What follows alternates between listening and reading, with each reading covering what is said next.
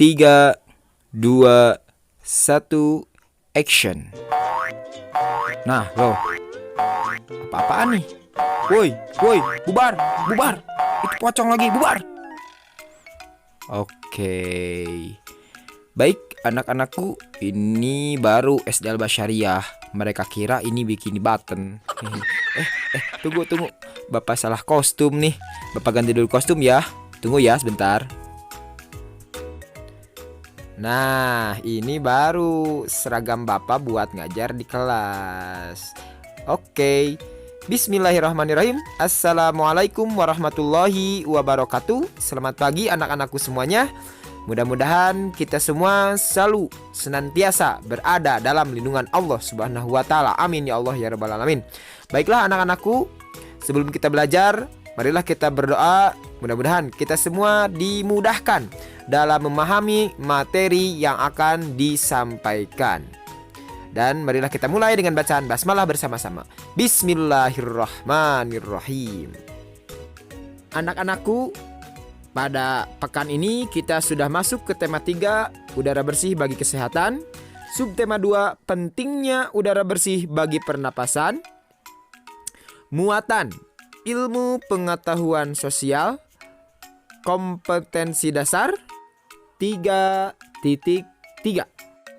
Adapun materi kita untuk hari ini yaitu pertama, jenis-jenis usaha ekonomi yang dikelola secara perorangan dan kelompok, dan yang kedua, dampak kegiatan ekonomi terhadap kesejahteraan masyarakat. Baiklah anak-anak, kita langsung saja masuk kepada materi yang pertama, yaitu jenis-jenis usaha ekonomi yang dikelola secara perorangan dan kelompok. Menurut pengelolaannya, usaha kegiatan ekonomi ada 2. Yang pertama, usaha ekonomi perorangan. Apa itu usaha ekonomi perorangan? Usaha ekonomi perorangan adalah kegiatan yang dikelola oleh pemiliknya sendiri tanpa melibatkan pemodal lain. Artinya, dalam usaha ekonomi ini, pemilik atau orang yang berusaha hanya 1 orang saja tanpa ada tambahan modal dari orang lain. Nah, biasanya usaha ekonomi ini memiliki modal yang terbatas. Kenapa? Karena hanya dimiliki oleh 1 orang. Contohnya, warung, toko, usaha pertanian, bengkel, dan industri kecil perumahan. Contohnya kita di daerah Cibaduyut banyak industri kecil perumahan. Apa?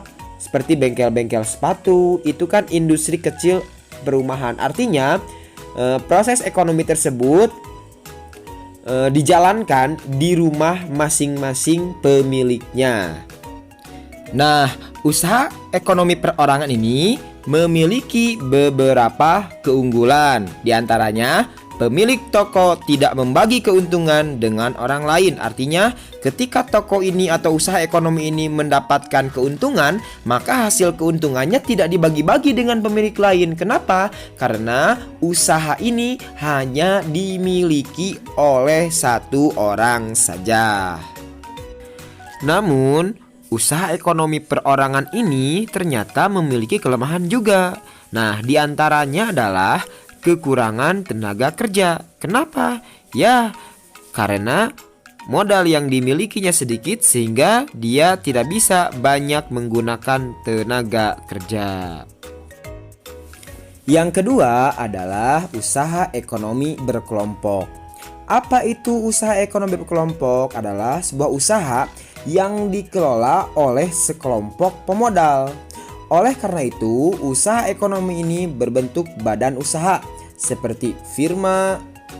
Nah, contohnya ada di sana firma atau yang disingkat dengan FA. Ada perseroan terbatas atau yang disingkat dengan PT. Ada persekutuan komanditer atau yang disingkat dengan CV. Ada juga koperasi, yayasan, dan badan usaha milik negara atau BUMN. Keunggulan dari usaha ekonomi berkelompok ini adalah salah satunya, keuntungan yang didapat sangat banyak. Artinya, ketika sebuah usaha ekonomi berkelompok mendapatkan keuntungan, hasil yang didapatkan itu pasti banyak. Namun banyaknya itu tetap harus dibagi-bagi kepada pemilik modal lainnya. Kenapa? Karena usaha ini dibangun secara bersama-sama. Nah, untuk kelemahannya, tidak bisa memutuskan suatu kebijakan seenak hati. Mengapa begitu, Pak? Karena usaha ini dibangun secara berkelompok. Artinya, ketika ada sebuah kebijakan harus diputuskan bersama-sama dengan semua pemilik modal usaha tersebut. Baiklah anak-anakku yang Bapak cintai dan Bapak banggakan, demikianlah jenis-jenis usaha ekonomi yang dikelola secara perorangan dan kelompok. Jadi, menurut pengelolaannya, jenis-jenis usaha ekonomi itu dibagi menjadi dua. Yang pertama, usaha ekonomi yang dikelola secara perorangan dan usaha ekonomi yang dikelola secara berkelompok. Nah, dari semua kegiatan ekonomi tersebut sangat berdampak kepada masyarakat. Kenapa? Karena dari kegiatan ekonomi ini bisa menghasilkan barang, dan dari barang tersebut bisa dijual, dan ketika barang tersebut dijual menghasilkan uang, dan ketika kita mendapatkan uang artinya uang tersebut bisa kita gunakan untuk memenuhi kebutuhan sehari-hari. Nah, menurut prosesnya, kegiatan ekonomi ini dibagi menjadi 3 tahapan. Apa aja tahapannya? Yang pertama adalah produksi atau pembuatan. Tahapan yang kedua adalah distribusi atau penyaluran. Dan tahapan yang ketiga adalah konsumsi atau pemakaian.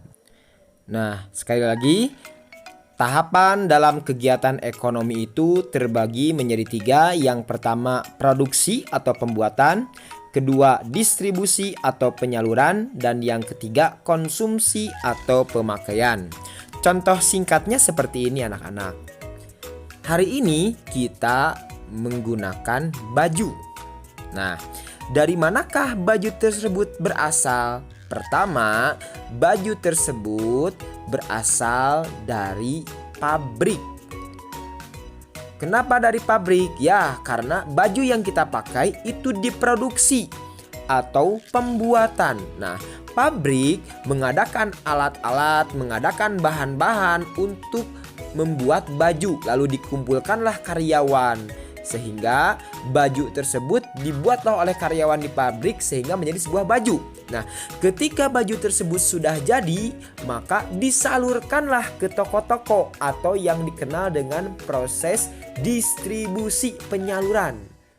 Di pabrik diproduksi, disalurkan ke toko-toko atau distribusi.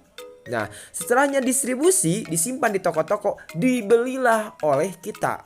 Nah, yang disebut dengan konsumsi.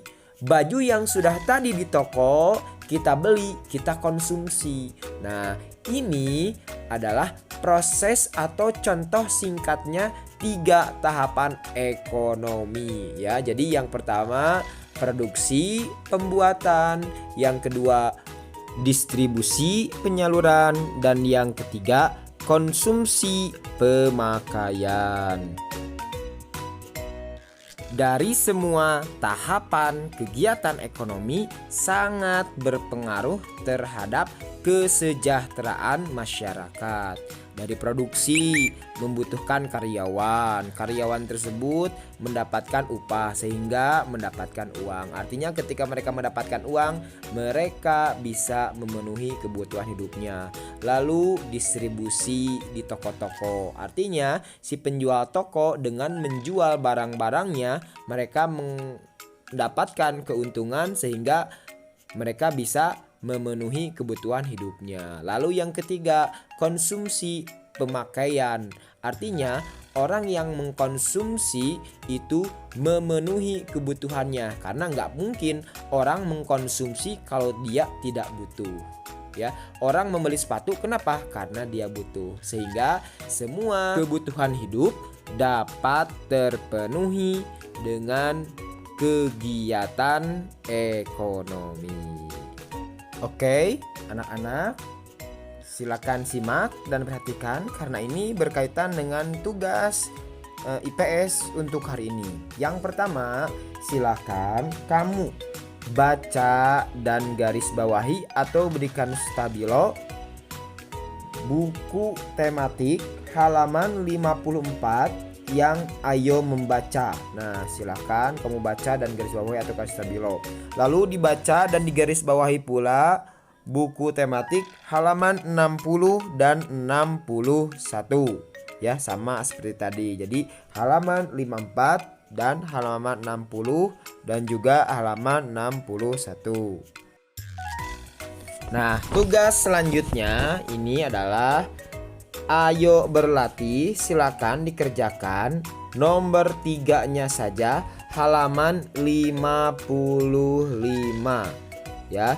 Boleh dikerjakan di buku tulis kalian. Ya, silakan minta bantuan sama orang tuanya atau boleh minta atau cari pengetahuan atau cari-cari informasinya di internet ya. Halaman 55 nomor 3-nya saja. Alhamdulillahirabbil alamin. Anak-anakku, demikianlah materi yang disampaikan untuk hari ini. Mudah-mudahan dengan video ini membantu kalian dalam memahami materi yang disampaikan.